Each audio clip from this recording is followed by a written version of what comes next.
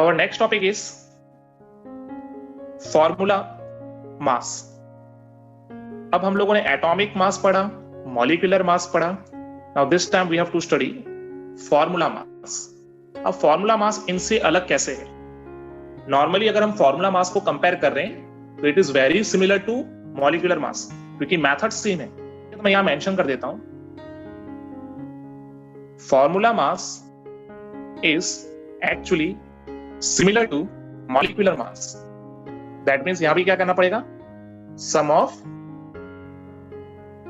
Atomic masses, right? तो formula mass measure करने के लिए भी हमें एटॉमिक मासेस को ऐड करना पड़ेगा. लेकिन प्रॉब्लम यह है कि मॉलिक्यूलर मास जो है नॉर्मली हम लोग अप्लाई करते हैं for all types of molecules, जबकि फॉर्मूला मास जो है it is applicable for only ionic compound और ionic solid. अब उसका रीजन क्या है? क्योंकि आयनिक सॉलिड जो है एक सिंगल सॉलिड या मॉलिक्यूल के फॉर्म में एग्जिस्ट नहीं करता है. आयनिक सॉलिड के अंदर कैटायंस और एनायंस प्रेजेंट होते हैं और इनके कॉम्बिनेशन से 3 डायमेंशनल स्ट्रक्चर बनता है. ठीक है, फॉर एग्जांपल NaCl. अब NaCl का अगर हम क्रिस्टल स्ट्रक्चर स्टडी करेंगे, in crystal structure Na plus ions जो हैं is surrounded bye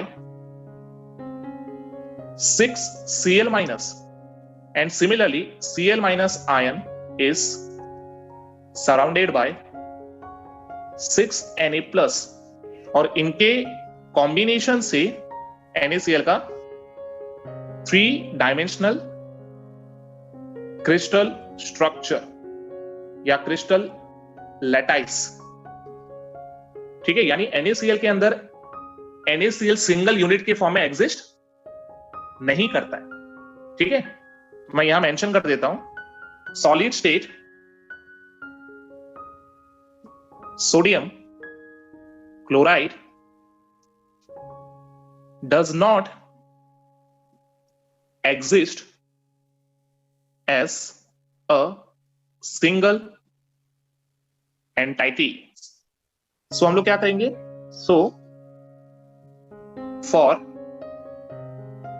ionic compound formula, जैसे कि यहां पे NaCl था, is used to calculate formula mass instead of molecular mass. Okay? तो फॉर्मूला मास और मॉलिक्यूलर मास एक्चुअली मेथड तो सेम है, एटॉमिक मासेस को ऐड करना है. ठीक है, जैसे मैंने यहां पे NaCl की बात की थी, तो इसका फॉर्मूला मास कितना होगा? Na का एटॉमिक मास 23 है और Cl का हमें पता है इट इज 35.5. तो ऐड करेंगे वी विल गेट 58.5. तो 58.5 जो हमें मिला दैट इज फॉर्मूला मास. ठीक है, ये मॉलिक्यूलर मास भी हो सकता है, but instead of molecular mass we will call it formula mass. उसका रीजन मैंने समझा दिया है कि आयनिक कंपाउंड्स जो है सिंगल एंटाइटी की फॉर्म में होते ही नहीं है. अगर NaCl के क्रिस्टल को देखोगे तो उसमें बहुत सारे NaCl के पार्टिकल्स होंगे जिसमें Na प्लस और Cl माइनस दोनों एग्जिस्ट कर रहे हैं. तो जब हम लोग सिर्फ NaCl बोलेंगे तो ये फॉर्मूला जो है हमें सिर्फ फॉर्मूला मास बता रहा है. Our next topic is equivalent mass. मैं डेफिनेशन मेंशन कर देता हूं. Equivalent mass is the number of parts of mass of the elements और compounds which combine or displace one part by mass of hydrogen or 8 parts by mass of oxygen or 35.5 parts by mass of chlorine. Okay, अब actually इसको समझने के लिए we will take some examples. ठीक है, equivalent mass का concept हम लोग कई सारे स्पीशीज पे अप्लाई कर सकते हैं. लाइक हम लोग एलिमेंट्स पे अप्लाई कर सकते हैं, एसिड्स पे अप्लाई कर सकते हैं, बेस पे अप्लाई कर सकते हैं, ऑक्सीडाइजिंग एजेंट्स पे अप्लाई कर सकते हैं, रिड्यूसिंग एजेंट्स पे अप्लाई कर सकते हैं. सो अभी के लिए मैं इक्विवेलेंट मास के लिए एलिमेंट, एसिड और बेस के कॉन्सेप्ट को एक्सप्लेन करूंगा. ठीक है, जो कि इस चैप्टर में यूज होगा. एग्जाम्पल हम डिस्कस करेंगे जिसमें फर्स्ट केस होगा हमारा equivalent mass of an element. जब एलिमेंट के लिए इक्विवेलेंट मास कैलकुलेट करना है देन फॉर्मूला होता है atomic mass divided bye valency. Okay, अब वैलेंसी क्या होती है? You know that it is a combining capacity of. Yes, normally हम इसे चार्ज बोल सकते हैं, right? Charge of that element जब वो आयनिक फॉर्म में होगा. ठीक है, एग्जांपल देख लेते हैं. सपोज मैग्नीशियम है. अच्छा, मैग्नीशियम का एटॉमिक मास कितना होता है? It is 24, right? And magnesium का आयनिक फॉर्म क्या है? Mg+2, right? विच मीन्स इसकी वैलेंसी क्या हो जाएगी? 2, राइट? वैलेंसी हमने 9th में पढ़ा है, नंबर ऑफ इलेक्ट्रॉन गेन और lose by an element to become stable. तो फॉर मैग्नीशियम इक्विवेलेंट मास क्या हो जाएगा? 12. यस, तो इसके लिए हो जाएगा 24/2, दैट इज 12. ओके, एक और एग्जांपल देख लेते हैं. ऑक्सीजन, क्या होता है एटॉमिक मास ऑक्सीजन का? 16. राइट? ऑक्सीजन कौन से फॉर्म में मिलता है? O-2, right? एटॉमिक नंबर 8 है, 2,6. तो इसकी वैलेंसी अगेन क्या है? 2 है. तो अगर हमें इक्विवेलेंट मास ऑक्सीजन का कैलकुलेट करना है तो दैट विल बी 8. यस, 16/2, 8. तो किसी भी एलिमेंट के लिए अगर इक्विवेलेंट मास कैलकुलेट करना है तो उसके लिए क्या कर सकते हैं? एटॉमिक मास को डिवाइड करेंगे बाय इट्स वैलेंसी और उस पे कितना चार्ज है when it is in its ionic form. अब सेकेंड केस में हम लोग डिस्कस करेंगे equivalent mass of acids. Okay, and for calculating equivalent mass of acid formula is molecular mass of that acid divide by basicity of acid. basicity of acid क्या होता है? मैं mention कर देता हूं. basicity means number of H+ released by a molecule of acid. Okay, the number of repressible hydrogen atoms per molecule of acid.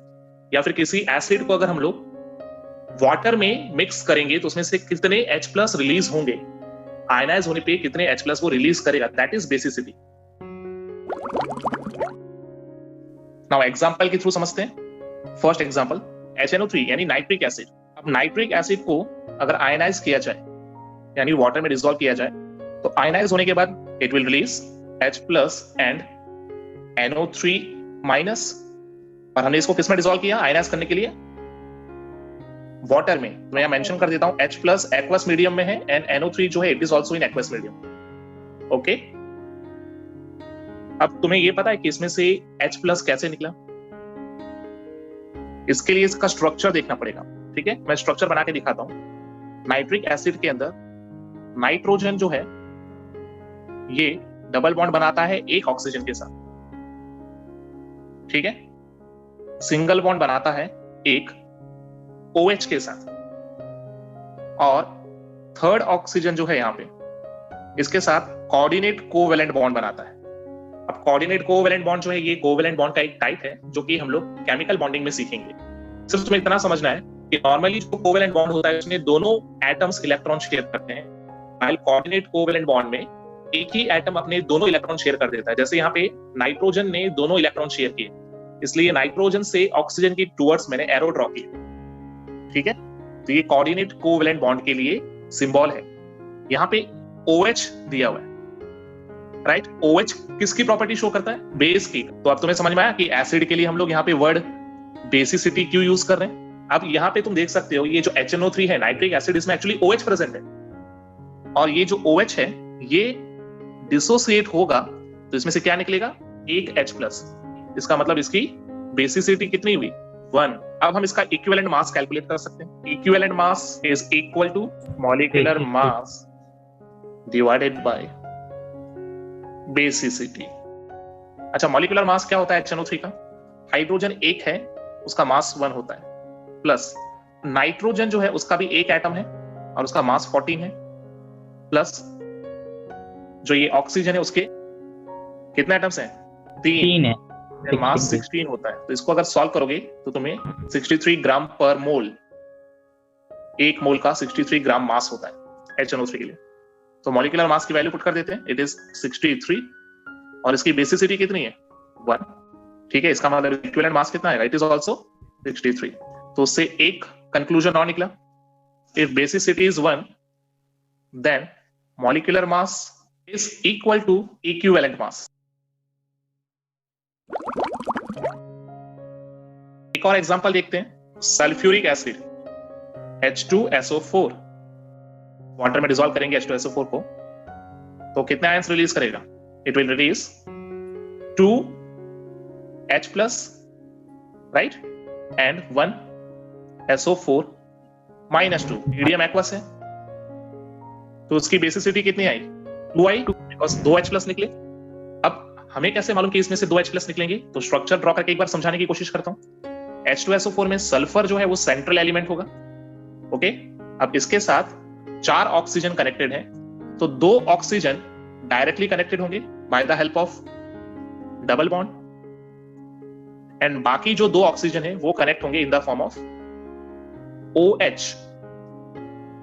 यानी यहां पे left and right side OH group attach है। अब इस बार कितने OH ग्रुप हैं? 2 OH हैं, ठीक है, इसलिए बेसिसिटी वर्ड यूज कर रहे हैं। अब ये दोनों OH में से अगर बॉन्ड डिसोसिएशन हुआ तो क्या क्या रिलीज होगा? तो यहां से 2H+ निकलेंगे, that's why basicity is 2 due to 2H+, okay. Now इसका इक्विवेलेंट मास कैलकुलेट करना है, molecular mass divided by basicity, okay. Molecular mass क्या होगा? H2SO4 है, हाइड्रोजन के 2 एटम्स, मास 1, सल्फर का एक एटम, यानी डायरेक्ट 32, यानी 4 × 16। इसको सॉल्व करो, कितना मिलेगा? 98 gram per mole, that is the molecular mass of this sulphuric acid.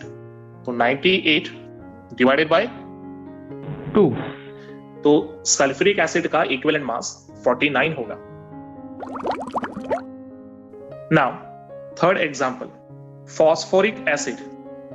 Phosphoric acid का फॉर्मूला है H3PO4। H3PO4 अगर वाटर में डिसॉल्व किया जाए आयनाइज होने पे कितने H+ रिलीज करेंगे? 3H plus PO4 -3। Yes, phosphate ion, जिसको फॉस्फेट बोलते हैं। दोनों आयंस एक्वस मीडियम में है बिकॉज वाटर में रिलीज हुए हैं। तो यहां से हम लोग बेसिसिटी फाइंड आउट कर सकते हैं विच विल बी 3, राइट। अब इसको वेरीफाई करते हैं स्ट्रक्चर से। फॉस्फोरिक एसिड का स्ट्रक्चर ड्रॉ करके दिखाता हूं। फॉस्फोरस, तो यहां पे एक ऑक्सीजन के साथ डबल बॉन्ड है और बाकी जो 3 बॉन्ड है उनके साथ कनेक्टेड है OH।